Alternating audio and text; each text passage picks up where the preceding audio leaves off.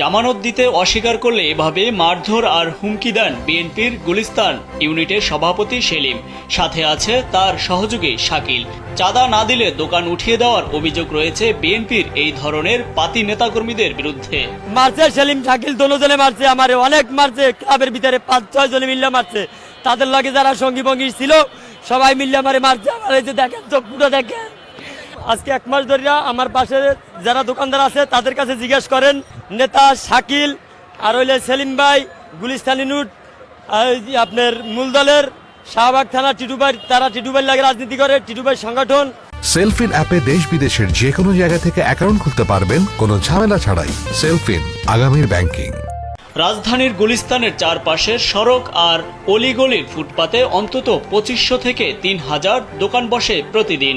আওয়ামী লীগ পতনের পর এসব ব্যবসায়ীরা মাসখানেক ছিলেন চাঁদামুক্ত, কিন্তু এখন গুলিস্তানে নতুন করে ফুটপাতের জায়গা বরাদ্দ দিতে শুরু করছে বিএনপির প্রভাবশালীরা।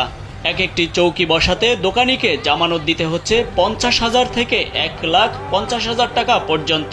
এরা আমার এখানে দোকান করতে দিয়া আমার 50,000 টাকা চাইছে এবং আমার দ্বারা মাসে 9,000 টাকা ভাড়া চাইছে। আমি মাসে 9,000 টাকা ভাড়া আমি দিতে পারি নাই। রাছেলের ঘটনার সূত্র ধরে আরো কয়েকজনের সাথে কথা বলার চেষ্টা করি আমরা।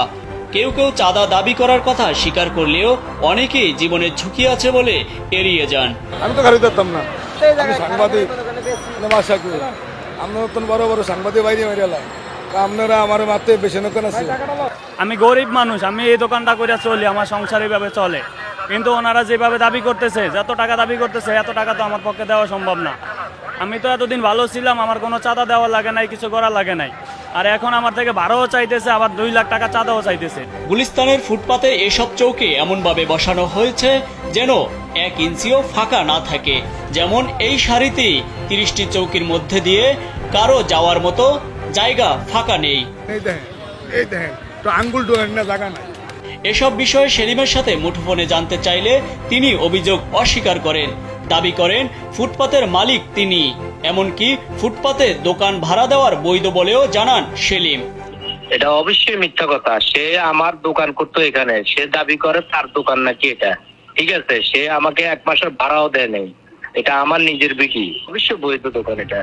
পল্টন থানার ওসি নাসিরুল আমিনকে বিষয়টি জানানো হলে তিনি বলেন, চাঁদাবাজিদের অভিযোগ করলে মামলা নেবে পুলিশ, কিন্তু প্রশ্ন হচ্ছে বিড়ালের গলায় ঘন্টা বাঁধবে কে?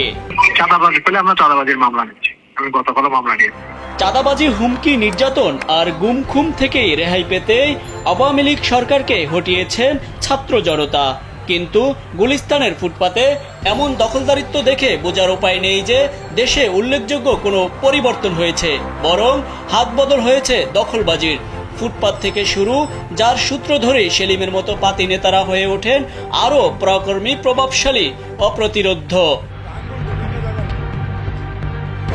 ইলিয়াস আহমেদ, কালবেলা।